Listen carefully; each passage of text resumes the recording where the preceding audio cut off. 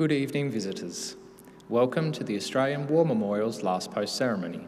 My name is Tristan Rallings, and joining us today from the Royal Australian Air Force is Squadron Leader Robert Saunders. We are honoured to welcome members of the 45th Battalion Association who are attending this evening's ceremony. We also welcome Mr John King, President, Returned and Services League of Australia, ACT branch, and members of the Remembrance Driveway Council. We welcome the veterans who have served, those that are still serving, and the families who love and support them. We acknowledge the members of RSL Services Clubs Association, RSL Victoria and RSL Queensland who are watching the broadcast of this ceremony across Australia. During this evening's ceremony, wreaths will be laid at the base of the pool of reflection by visitors to the memorial and students on behalf of the following school. From Victoria, Geelong Grammar School. If you are able, please stand and join in singing the National Anthem.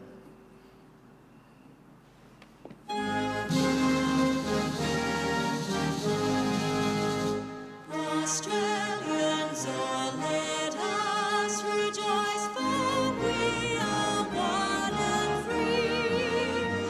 We've golden soil and wealth for toil, our home is good by sea. Our land abounds in nature's gifts, all beauty rich and rare. In history's page, let every stage advance Australia fair. In joyful strains that let us sing, advance Australia fair.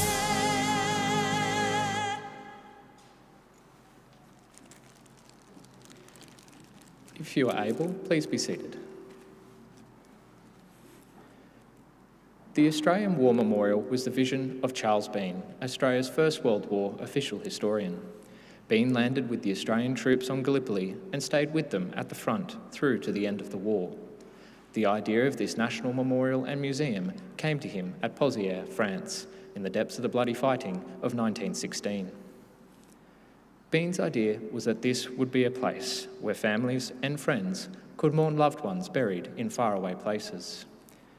It would also be a place that could help all Australians understand what these men and women had endured and what they had done for us. Bean's vision, to which we remain true, is best expressed as inscribed in the entrance to the memorial's galleries. Here is their spirit, in the heart of the land they loved, and here we guard the record which they themselves made. Tonight, we'll read the story behind just one of those on the Roll of Honour, which lists the names of the more than 102,000 men and women who have given their lives for us in war and on operations for more than a century. But first, we present a lament, Flowers of the Forest. Wreaths of floral tributes will now be laid at the base of the pool of reflection.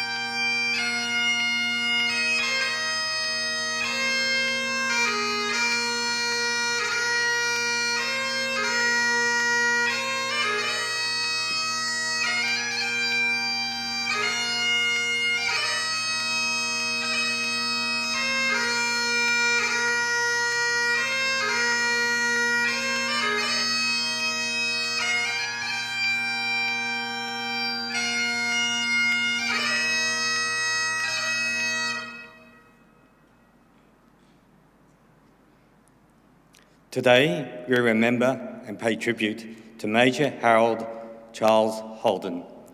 Harold Howden was born in 1890, the only son of Charles and Lily Howden of Melbourne. Born in the suburb of Preston and educated in nearby Northcote, and after some general business training in Victoria, New Zealand and New South Wales, he went on to work as a commercial traveller. In the years before the outbreak of the war, he was living in Sydney and working as a representative of Messrs. Dutrey and Company, demonstrating dental instruments. Harold Howden enlisted in the Australian Imperial Force shortly before Christmas 1914. He underwent a period of training in Australia, and in February, following a year left for active service overseas as a corporal with reinforcements of the 13th Battalion. Corporal Howden was first sent to Egypt, where he continued training in the desert. From there, he was sent to Gallipoli, arriving about a week after the Dawn landing. Although Howden spent most of the significant period of Gallipoli campaigning in hospital with a septic wound, he also proved to be a capable soldier. By the end of the year, he had been commissioned in the field to the rank of second lieutenant. His commanding officer, Colonel Herring, described him as a brilliant soldier and a brilliant leader. Shortly after the evacuation from Gallipoli, he was again promoted, this time to full lieutenant. In early 1916, having returned to Egypt, the AIF underwent a period of expansion and reorganisation as new recruits flooded enlistment officers. As part of this process, Howden was transferred to the 45th Battalion, and in mid-March 1916, he was promoted to captain. In early June 1916, he and his battalion were sent to France to fight on the Western Front. On the 23rd of July 1916, the 1st Australian Division captured French village Pozières as part of the Somme campaign. The 45th Battalion entered the front line not long afterwards. On the 5th of August 1916, Captain Howden took charge of an isolated outpost in the Australian front line, having been warned to expect German counterattack. Howden and his men worked through the night to consolidate the position, and despite ongoing heavy artillery fire, and when the Germans attacked early the next morning, they were able to keep them out. Howden was awarded the Military Cross for his work that night. General Birdwood wrote to Howden to congratulate him, saying, "The way in which you consolidated the portion of line which you were holding is worthy of all praise." Howden continued to demonstrate his talent in the field. Captain Allen of the 45th Battalion later wrote, "Harold was a most brilliant officer. His courage, thoughtfulness, kind-heartedness, cheerfulness and ability won for him the respect and confidence and love of everybody he had the pleasure to command. I have almost worshipped him, and I'm not the only one." In October 1916, Howden was selected to attend a senior officers course of instruction at Aldershot in England. He completed the course by Christmas, and after 2 weeks' leave, he returned to the 45th Battalion in France. At the time, the war was relatively quiet due to the bitterly cold winter. Nevertheless, battalions took time to organise small-scale attacks on enemy positions. In late February, Howden organised and carried out 2 attacks on enemy strong posts opposite his position near the French village of Gueudecourt. Howden organised his attacks in great detail, and both successful, resulting in nearly 500 metres of German trench being captured, along with 60 prisoners. For his leadership and organisation, Howden was awarded a bar to his Military Cross. Not long after the raids, Howden became one of many men to be taken to a hospital with trench foot, the result of standing in cold and wet trenches. It took Howden several months to recover, and he was not fit to return to the battlefield until early May 1917. On his return, Howden was once again promoted, this time to senior major, and transferred to the 48th Battalion. The 48th Battalion had suffered significant casualties during fighting around Willencourt, and Howden became part of the battalion's rebuilding effort. In early July 1917, the 48th Battalion was stationed in Pleasure Wood, supplying working parties to the front line and undertaking salvage work.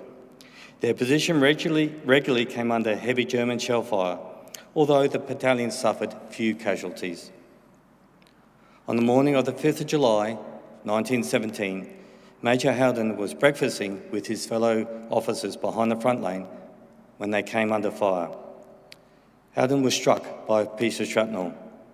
A friend, Lieutenant Guy Martin, later wrote that the wound was so small that in ordinary times it would not have made a man leave his battalion. Unfortunately for Major Howden, a fragment caught him in the neck and severed his artery. He bled out in a few minutes. Martin added, "I really believe that he was one of the bravest and best liked men in the AIF. The old Melbourians and his brigade absolutely worshipped him." There was an outpouring of grief from Howden's mates, and his mother in Melbourne received many letters of condolence from France. The battalion's padre, who was there when Howden died, wrote, "Major Howden did not die in vain. His life inspired and influenced much good among those who all came in contact with him, and I will ever be inspired by the memory of his death." Major Harold Howden was buried with full military honours in nearby stonework at a funeral service attended by hundreds of men. Every battalion in the brigade was represented, with places of honour given to the parties from the battalion which Howden had served, the 13th, 45th and 48th Brigade. Today, Major Harold Howden lies in Twarborough Cemetery in Stonework, and beneath the epitaph, "He died that we might live, Mother." He was 27 years old. His name is listed on the Roll of Honour on my right, amongst almost 62,000 who have died while serving the First World War. A photograph of his headstone is displayed today beside the pool of reflection. This is one of my many stories of service and sacrifice told here at the Australian War Memorial. We now remember Major Harold Charles Howden, who gave his life for us, for our freedoms, and in the hope of a better world.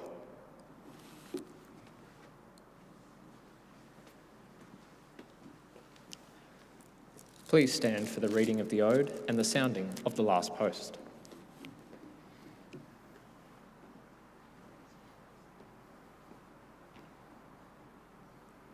They shall not grow old as we that are left grow old.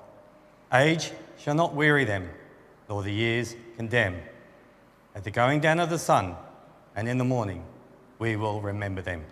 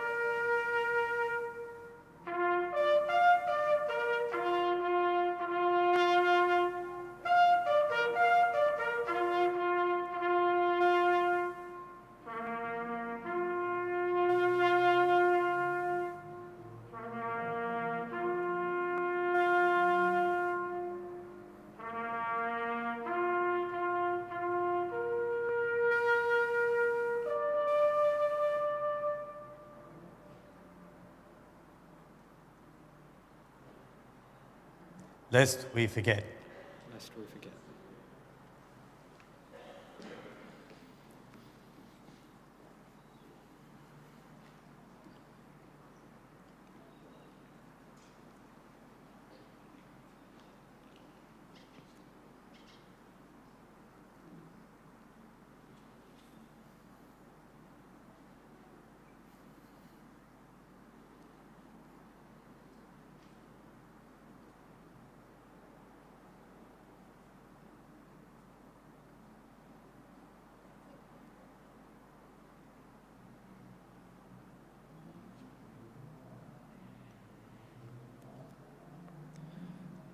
We leave you this evening with the words of the memorial's founder, Charles Bean.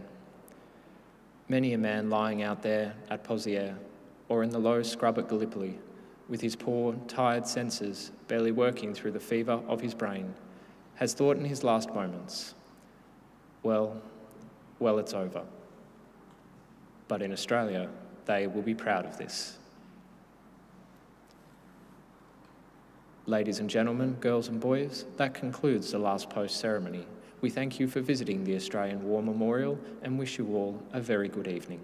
Thank you.